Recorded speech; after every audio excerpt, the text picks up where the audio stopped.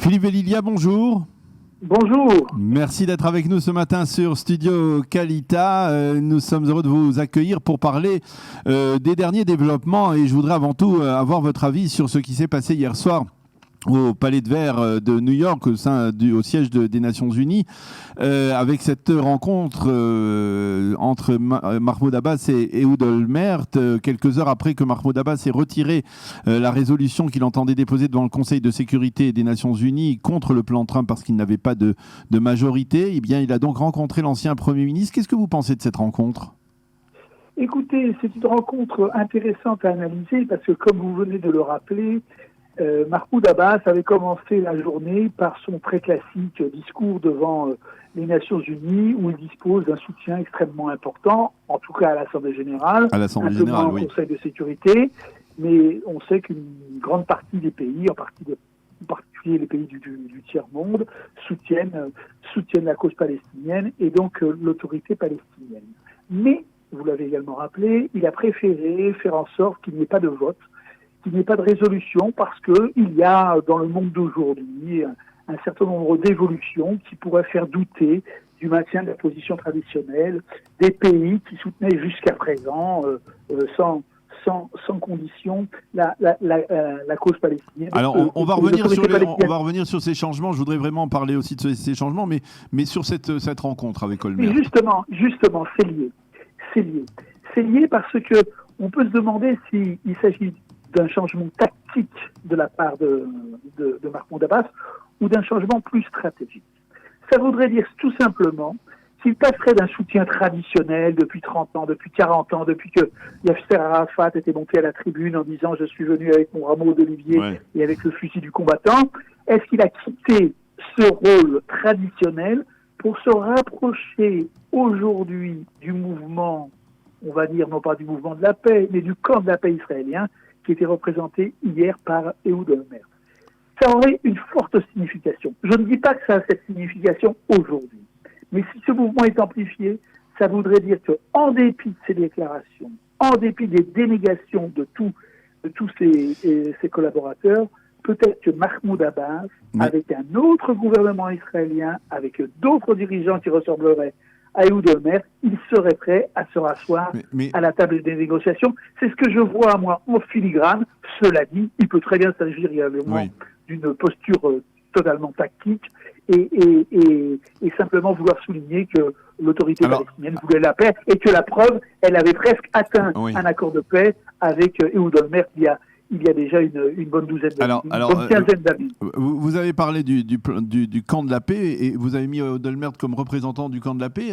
La question, c'est véritablement de savoir aujourd'hui qui représente Ehud Olmert. Oui, vous avez raison, le camp de la paix est quelque chose de complètement déchiré, de complètement déchiré, de complètement informel.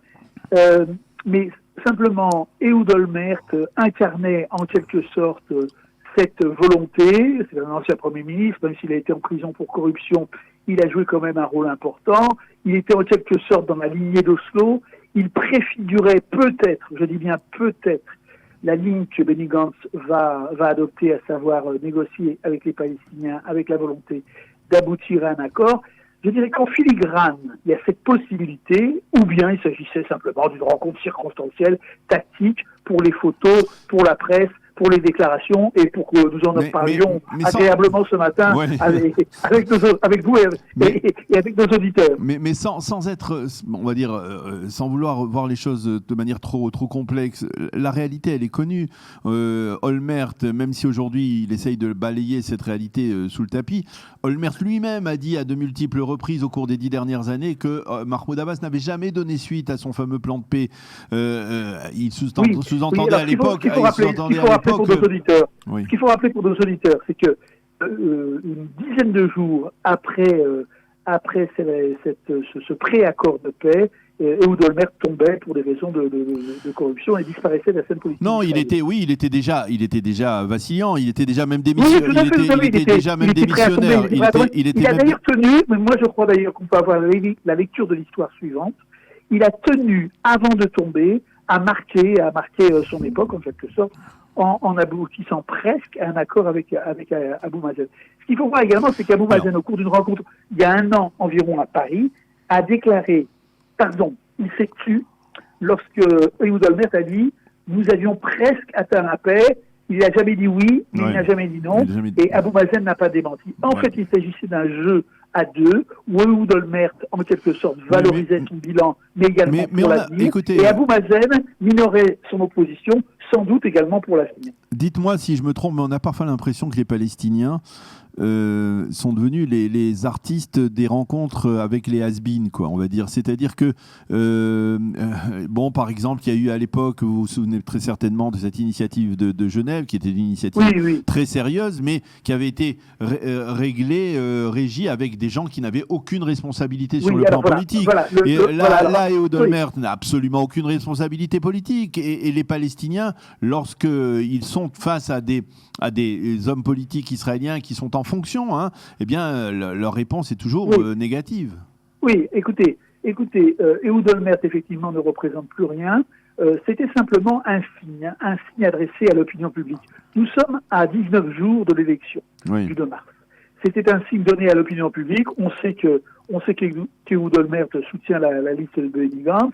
On sait que Abou Mazen, il l'a déclaré d'ailleurs lors des précédentes élections, il y avait donné des consignes en quelque sorte pour que l'électorat arabe israélien se mobilise considérablement et aboutisse à une liste unifiée qui rassemblerait 15 voire 7 sièges. C'était les chiffres d'Abou Mazen. En fait, Abou Mazen entend par ce geste hier dire voilà, je suis prêt à travailler avec des Israéliens, mais pas avec ceux qui sont au pouvoir aujourd'hui, avec ceux que je voudrais voir au pouvoir. C'est un petit peu la signification politique, et Ehud Olmert était parfaitement sur cette ligne également, puisqu'on le sait, il a un contentieux plus que sérieux avec Benyamin Netanyahu, comme tant d'autres ministres du Likoud, comme tant d'autres responsables du Likoud, et il entendait affirmer son originalité, son positionnement centriste et son positionnement en faveur d'une paix négociée avec les Palestiniens. Alors Philippe, je vais vous demander d'abord si vous pouvez vous bouger un tout petit peu parce qu'on a du mal à vous entendre avec le téléphone. On ne capte pas très bien la ligne. N'est pas terrible, pas encore parfait, mais c'est un petit peu mieux. J'espère qu'on va pouvoir continuer à discuter parce que je voulais aussi vous demander justement à propos des changements au sein des Nations Unies. Comment vous expliquez finalement que le Conseil de sécurité de l'ONU n'ait pas validé une résolution palestinienne contre le plan de paix? Est-ce que finalement, ce que disait Benyamin Netanyahu à l'époque, il y a de cela quelques années dans un discours célèbre à la tribune des Nations Unies, que l'ONU est en train de changer, que l'ONU sous Donald Trump, c'est pas la même ONU que l'ONU avant? Tout à fait. Alors, il y a plusieurs choses. Ce qu'il faut savoir, c'est que, contrairement à l'Assemblée générale où il y a tous les États membres de l'ONU, au Conseil de sécurité, vous avez les 5 membres permanents et vous en avez 10 autres qui sont élus à tour de rôle. Donc la composition du Conseil de sécurité, cette fois-ci, n'était peut-être pas très favorable à l'autorité palestinienne. Donc là, une question, disons, de technique juridique onusienne. Et puis, il y a effectivement, au sein de l'ONU, c'est-à-dire tout simplement sur la planète, un certain nombre de pays qui se rapprochent de gré ou de force des États-Unis. C'est la grande puissance, c'est Make Great America Again, et un certain nombre de pays, je pense à des pays latino-américains, je pense à certains pays africains, je pense à certains pays, certains pays asiatiques, et même certains pays européens, le groupe de Visegrad par exemple. Et donc, on a effectivement une évolution vers un monde qui est plus proche aujourd'hui de Donald Trump que de Barack Obama. Mais vous vous souvenez probablement de cette mise en garde de Nikki Haley, qui était l'ancienne ambassadrice des États-Unis à l'ONU, qui avait dit attention, c'était à l'époque où les Nations Unies, en tout cas le Conseil de sécurité, avait dénoncé la résolution de la reconnaissance par Donald Trump de Jérusalem comme capitale d'Israël. À l'époque, elle avait dit attention, nous nous souviendrons des pays qui ne nous ont pas soutenus, et y compris de l'ONU en tant que telle, parce que l'ONU a besoin pour survivre des budgets des Américains, c'est incontestable. Oui, bien sûr. Alors déjà, le budget des Américains, il a été singulièrement réduit, et donc s'il disparaissait, l'ONU ne pourrait pas faire face à ses obligations. Donc il y a cette arme dont disposent les États-Unis. C'est un vrai levier de pression. Oui, tout à fait. Et puis ce qu'il faut bien voir également, c'est qu'il y a un certain nombre de pays, et ils sont nombreux, je les ai cités, non seulement en Asie, en Afrique, en Amérique latine, mais même en Europe, en Europe orientale avec le groupe de Visegrad, un certain nombre de pays dépendent en partie de l'aide américaine et donc ils font très attention lorsqu'ils votent à l'ONU. Mettez cela en parallèle avec le fait que l'Union européenne n'a pas réussi à voter à l'unanimité, comme les traités l'obligent, une résolution concernant le plan Trump.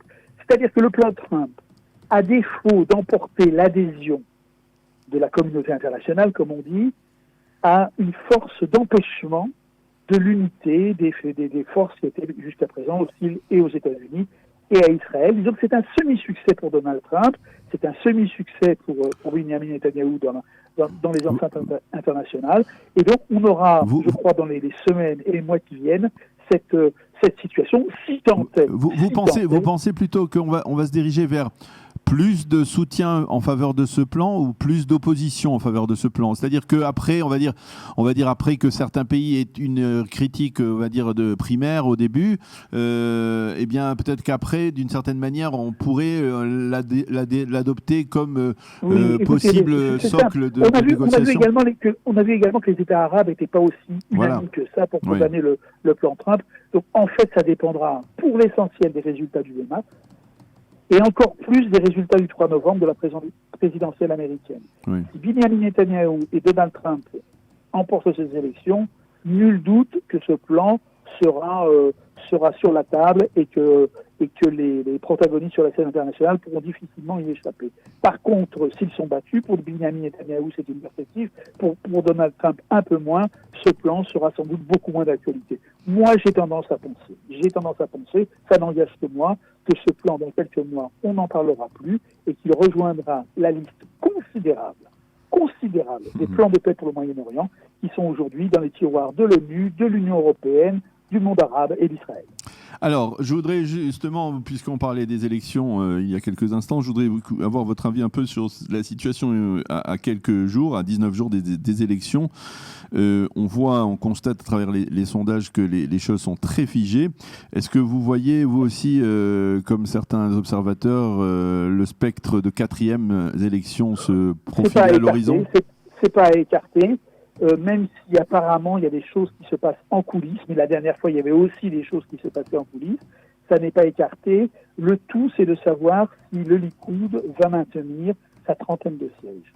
S'il arrive à se maintenir au-dessus de 30 sièges, toutes les options sont ouvertes. S'il redescendait en dessous des 28 sièges, et ce n'est pas écarté, Benjamin Netanyahou aurait terminé sa carrière politique.